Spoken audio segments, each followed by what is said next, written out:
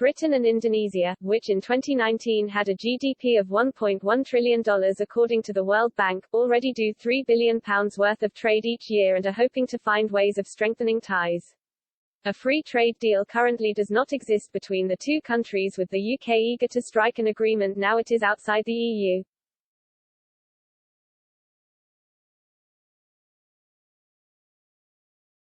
For the past 18 months, a joint trade review has been conducted to establish ways to increase trade.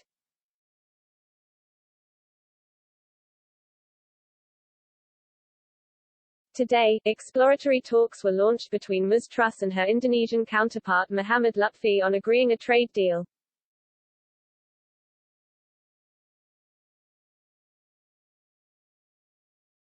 Ms. Truss said, by 2050 Indonesia is predicted to be one of the top 5 economies globally.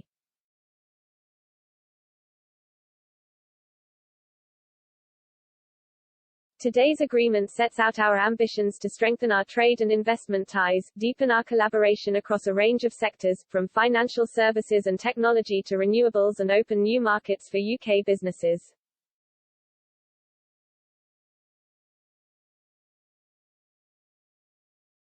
We want to strengthen trade links with like-minded countries like Indonesia who share our belief in democracy and the international rules-based system, and help strengthen global Britain's dynamic partnerships with ASEAN and Southeast Asia.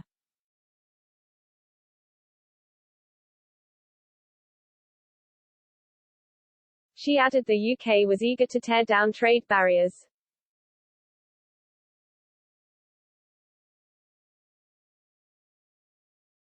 The Joint Trade Review found improving cooperation on education and training, financial and professional services, healthcare and life science, food and drink, agriculture, renewables and green energy were all areas of priority.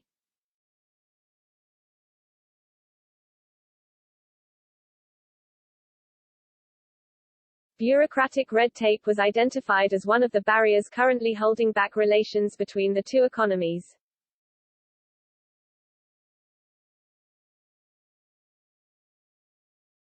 A memorandum of understanding has been signed between the UK and Indonesia to find ways of enhancing trade and reducing challenges to market access.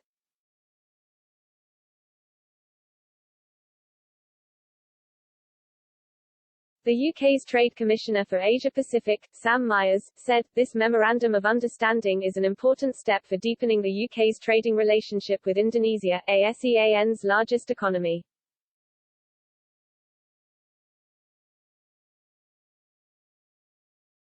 It will create a formal mechanism to address business opportunities and challenges at senior levels of government, and kick-start sector-specific discussions in 9 priority areas.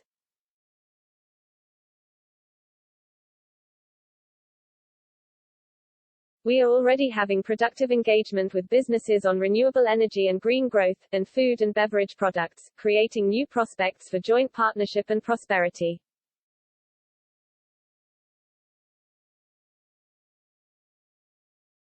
Ms. Truss has built momentum in trade talks across the globe since preparations began for Brexit, Britain's place after leaving the EU.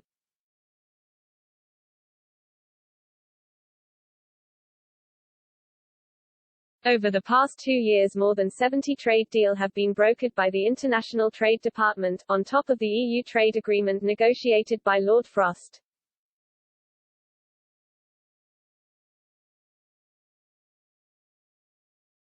While trade talks are only just beginning with Indonesia, negotiations with other partners are nearing completion.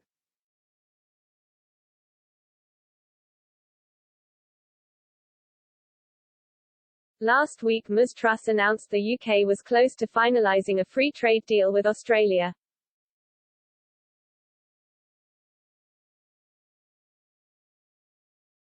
Face-to-face talks were held between Ms. Truss and Australian Trade Minister Dan Tehan, leading to major breakthroughs in negotiations.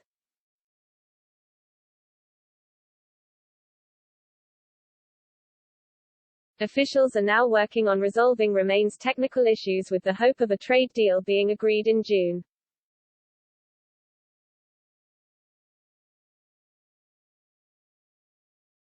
"We have made major breakthroughs over the past few days and an agreement is now in sight," Ms. Truss said last week.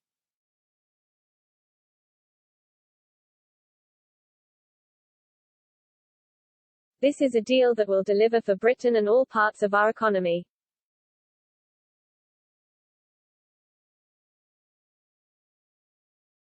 It is a win-win for both nations.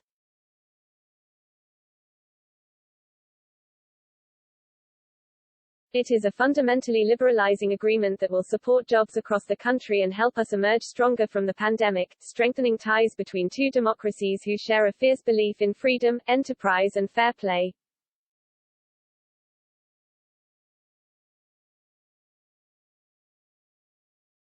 The UK is also understood to be close to finalising a deal with New Zealand.